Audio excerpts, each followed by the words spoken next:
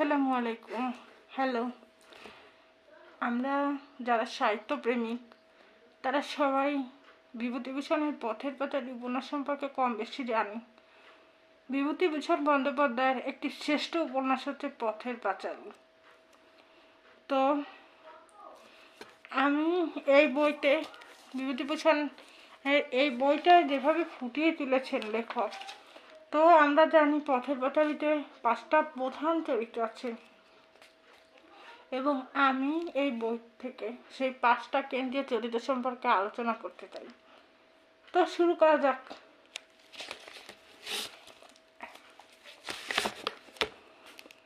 পথের পাঁচালীর প্রধান এবং কেন্দ্রীয় চরিত্র হচ্ছে অপু। তো আমরা প্রথমে অপু দিয়ে শুরু করব। অপরাজিত উপন্যাসে যে কিশোর ও যুবক অপুর ছবি আঁকা হয়েছে, পথের পাঁচালীতে তার সূচনা মাত্র আমরা পাই। অপুর শৈশব এই উপন্যাসের একমাত্র না হলেও সর্বপ্রধান উপজীব্য। তার চরিত্রে অসাধারণত্ব আছে সত্য, কিন্তু সে বাংলাদেশের সাধারণ পল্লী শিশুও বটে। অপুর সাধারণত্বের প্রমাণ আমরা পাই তার চাল ভাজা বা পানসে পায়েস খাওয়ার অবোধ আনন্দে, তার বিবির ছবি দেখার আগ্রহে, বাবার অনুপস্থিতিতে লেখাপড়া ফেলে গুলি খেলতে বেরিয়ে পড়ায়, সামান্য সামান্য খাদ্যবস্তু বা বুনো ফলমূলের প্রতি লোভের আতিশয্যে। দেখলেই মনে হয় একে তো আমরা চিনি, পাড়াগাঁয়ের পথে ঘাটে একে তো বহুবার দেখেছি। আর তাকে অসাধারণ করে তুলেছে তার কল্পনাপ্রবণ সৌন্দর্য সৃষ্টি। সে যাত্রা দেখতে দেখতে যাত্রার ঘটনার সঙ্গে একাত্ম হয়ে যায়। সান্যাল মহাশয়ের দেশভ্রমণের গল্পের প্রত্যেকটি কথা যেন দুর্ভিক্ষের ক্ষুধার আগ্রহে গিলতে থাকে। সর্বদর্শন সংগ্রহ পড়তে পড়তে মনে পাড়া ভরা শকুনের ডিম মুখে পুরে আকাশে উড়ে বেড়ায়। সবচেয়ে বড় কথা, এই অসাধারণ কল্পনা প্রবণতায় তাকে নিশ্চিন্তপুরের নিঃস্বর্গ স্বর্গের অন্তলোকে প্রবেশের ছাড়পত্র দিয়েছে। এই গুণে সে হয়ে উঠেছে অর্ধেক মানব আর অর্ধেক প্রকৃতি। অপু নিশ্চিন্তপুরকে ভালোবাসে, কিন্তু নিশ্চিন্তপুরের এই আকর্ষণ গ্রাম বাংলার কোমল বধূর নিসর্গ সৌন্দর্যের আকর্ষণ মাত্র নয়। অপুর কাছে নিশ্চিন্তপুর গ্রাম জীবনের প্রতীক, স্থানীয় বস্তু নয়। ঠিক অপু যেমন অপু, অন্য কেউ নয়, তেমনি নিশ্চিন্তপুরও একটি বিশিষ্ট বস্তু সত্তা ও ভাবসত্তা। বাংলাদেশের যে কোনো একটা গ্রাম মাত্র নয়। বিভূতিভূষণ প্রকৃতিপ্রেমিক ছিলেন। তার অপুও প্রকৃতিপ্রেমী। পরবর্তী জীবনে বিশ্ব প্রকৃতির বৈচিত্র্যময় সৌন্দর্য তাকে মুগ্ধ করেছে, অভিভূত করেছে। কিন্তু তার সঙ্গে নিশ্চিন্তপুর ও নিশ্চিন্তপুরের নিসর্গের যে সম্পর্ক, তা অর্থীয় প্রকৃতিপ্রেমিকের সঙ্গে প্রাকৃতিক সৌন্দর্যের সম্পর্ক মাত্র নয়। এ সম্পর্ক একান্তভাবে ব্যক্তিগত সম্পর্ক, জননীয় সন্তানদের সম্পর্কের মতো, প্রেমিক ও প্রেমিকার সম্পর্কের মতো গোপন ও অন্তরঙ্গ সম্পর্ক। সব গ্রাম অপুর ভালো লাগে না, কারণ সব গ্রাম তো নিশ্চিন্তপুর নয়। অপরাজিত উপন্যাসে মনসাপোতা গ্রাম সম্বন্ধে কথাটি বেশ স্পষ্ট করেই বলা হয়েছে। অপুর কেমন মনে হয় নিশ্চিন্তপুরের সে অপূর্ব মায়ারূপ এখানকার কিছুতেই নেই। শিশুকাল থেকেই অপু ভাবপ্রবণ ও কল্পনাবিলাসী, অর্থাৎ সে কবি। তাই তার নিসর্গ দৃষ্টি প্রধানত কবি দৃষ্টি। তার কাব্য মাধুর্যের কাব্য, তার গানের সুর রাখালিয়া বাসির অথবা বৈষ্ণবের একতারার সুর। বড় হবার পর অপু একটা বিষম অন্তর্দ্বন্দ্বে ভুগেছিল অনেক দিন ধরে। একদিকে বাইরের টান, বেরিয়ে পড়ার আহ্বান, বৃহত্তর সাধনা ও বৃহত্তর সিদ্ধির ইঙ্গিত, অন্যদিকে নিশ্চিন্তপুরের মমতা, মেদুর কেন্দ্রভিক আকর্ষণ। শিশু অপু একান্তভাবে নিশ্চিন্তপুরেরই, কিন্তু তবুও ওই বহির্মুখী আকর্ষণ এর মধ্যেই বীজাকারে দেখা দিয়েছে তার চরিত্রে। কাহিনীর দিক দিয়ে পথের পাঁচালী সংসারপূর্ণ উপন্যাস নয়। মানসিক প্রবণতার বিচারে অপু সংসার সম্পূর্ণ চরিত্র নয়। অপরাজিতার সঙ্গে মিলিয়ে না পড়লে তার অনেকখানি আমাদের বুদ্ধির অগম্য রয়ে যায়।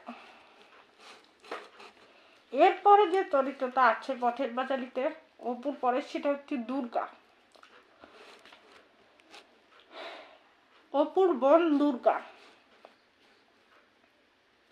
বিভূতিভূষণ নিজেই বলেছেন যে তিনি যখন প্রথম পথের পাঁচালী লেখেন তখন তাতে শুধু অপুই ছিল, দুর্গা ছিল না।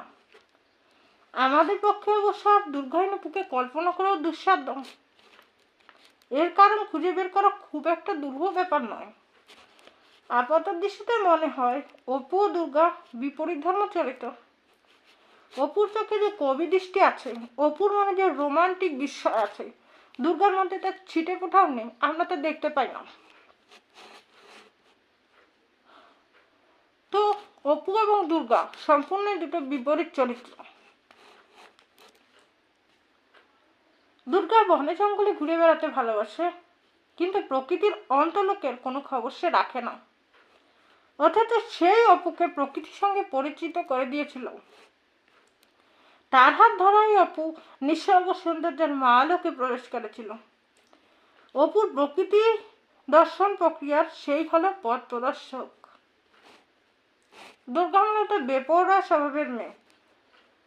মায়ের নিষ্ঠুর ভর্ৎসনা ও নির্মম প্রহার, প্রতিবেশীদের নিন্দামন্দ কিছুই সে গ্রাহ্য করে না।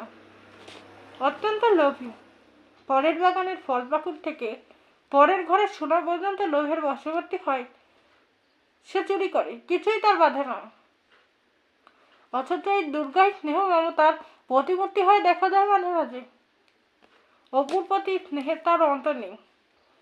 অন্যদের পুত্রবধূকে সে ভালোবাসে, বাবা মাকেও না ভালোবেসে সে থাকতে পারে না। যদিও বাবাকে সে দেখতে পায় কালে ভদ্রে, আর মায়ের হাতের মার না খেলে তার একটা দিনও কাটে না। তাছাড়া যে ইন্দির ঠাকুরন সকলেই অবাঞ্ছিত সংসারের বালাই বলে যাকে পরিচিত দিয়েছিল, তাকেও সে ভালোবেসেছিল। এত ভালোবেসে যে লোকের মনে হয় পূর্বজন্মে সে বুড়ির মেয়ে ছিল, সবাই এটাই ভাবত। এই ভালোবাসার জন্যই দুর্গা আমাদের চিত্ত জয় করেছে। যতদিন বেঁচে ছিল এক মুহূর্তেও তাকে ভুলে থাকতে পারেনি। মরে গিয়ে উপন্যাসের শেষ পৃষ্ঠা পর্যন্ত স্মৃতি সৌরভে সমাচ্ছন্ন করে রেখেছে আমাদের পাঠকদের। এরপরে যে চরিত্রটা সেটা হচ্ছে ইন্দির ঠাকুরন। তার মর্মান্তিক মৃত্যু আমাদের প্রত্যেকটা পাঠকের মন স্পর্শ করেছে। একটা মেহেলি কথা আছে, অল্প দুঃখে কাতর, অনেক দুঃখে পাথর। কথাটা ইন্দির ঠাকুরের সম্বন্ধে বড় মর্মান্তিক ভাবে সত্য। বহু দুঃখ বেদনার আগুনে পুড়ে আর সে মানসিক স্থিরত্বে এসে পৌঁছেছে। তার মধ্যে কোন রকম চরিত্র বিবর্তন প্রশংসা করা বৃথা। এই ৭৫ বছরের বৃদ্ধা বেঁচে আছে শুধু নিশ্চিন্তপুরের অতীত ইতিহাসের একমাত্র সাক্ষী রূপে। ঘরে বাইরে অপমান হেনস্থা শুধু দূরছাই। যে হরিয়ারকে সে এত ভালোবাসত, তার বউ সর্বদা তাকে দু চোখে দেখতে পারে না। দুবেলা তাকে নানা রকম অকথা কুকথা বলে। সবই আজ যেন তার গাছও হয়ে গেছে। দুঃখ ছাড়া জীবনের কাছে তার যে আর কিছু প্রাপ্য থাকতে পারে সে কথা সে একেবারে ভুলে গেছে। কিন্তু এত দুঃখের মধ্যেও তার একটা সান্ত্বনার স্থল আছে, সে দুর্গা। এই পিসিভাইজির মধ্যকার মধুর সম্পর্কটিকে বিভূতিভূষণ অতি অল্প কথায় যেভাবে আমাদের সামনে উপস্থাপন করেছেন তা সত্যি অবিস্মরণীয়। ইন্দির ঠাকুরানের জীবন মৃত্যুর নিষ্ঠুর চিত্রকে অনেক আধুনিক পাঠক ও সমালোচক অতিরঞ্জিত বলে মনে করেন। তাদের অবগতির জন্য জানাতে চাই যে মাত্র ৬০-৭০ বছর পূর্বে বাল্যবিবাহ, বহুবিবাহ ও কল্যাণী প্রথার যুগে বাংলার পল্লীতে এমন অনেক ইন্দিরন ঠাকুরানকে দেখা যেত। ইন্দির ঠাকুরানের মৃত্যুর সঙ্গে সঙ্গে নিশ্চিন্তপুর গ্রামে সেকালের অবসান হইয়া গেল। কথাটার ঐতিহাসিক তাৎপর্য এই তথ্যের মধ্যেই নিহিত। এরপরে যে চরিত্রটা আমরা পাই সেটা হচ্ছে সর্বজয়া, অর্থাৎ অপু দুর্গার মা। হরিয়ার সর্বজয়ার দারিদ্রের সংসার, অভাব অনটন দুঃখ কষ্ট তাদের নিত্য সঙ্গী। কিন্তু এই দুঃখ অপুকে বা দুর্গাকে স্পর্শ করতে পারে না। শিশুরা স্বভাবতই দারিদ্রের দুঃখ সম্বন্ধে সচেতন নয়। হরিয়ারের গায়ে এ দুঃখের বেদনা তেমন বাঁধে না, প্রধানত দুটি কারণে। প্রথমত, সে সুযোগ পেলেই সংসার থেকে পালিয়ে যায়, অভাব অভিযোগের নাগালের বাইরে ঘুরে বেড়ায়। আর দ্বিতীয়ত, তার গায়ে আছে যুক্তি আশাবাদের দুর্ভিদ্য বর্ম। সংসারের সমস্ত ধাকল পোহাতে আর সর্বজয়াকে, সেই সংসারের সবখানি জুড়ে আছে। তাই পথের পাঁচালী সেই সবচেয়ে ট্রাজিক চরিত্র। সর্বজয়া মহিষী মহিলা নয়, তার অনেক দোষ আছে। সে মুখরা, স্বার্থপর, সংকীর্ণ চিত্র, সর্বপ্রকার শিক্ষা দীক্ষাহীন। ইন্দ্রি ঠাকুরের সঙ্গে যে অকারণে কলহ করে, তার প্রতি নিষ্ঠুর দুর্ব্যবহার করে, ছেলে মেয়ে পড়ার বাগান থেকে ফলমূল চুরি করে আনলে তাদের তিরস্কার করে না। কিন্তু এত ত্রুটি বিচ্ছুতি সত্ত্বেও বিভূতিভূষণ তার মাতৃময়ীকে ক্ষুণ্ণ করে দেখেননি। সে আদর্শ জননী নয়, তার অপত্য স্নেহে ঔদার্য, ব্যক্তি বা মহত্ব কিছুই নেই। তার স্নেহ অন্ধ, সংকীর্ণ এবং একদেশদর্শী। কিন্তু তা যেমন গভীর তেমনি প্রগাঢ়।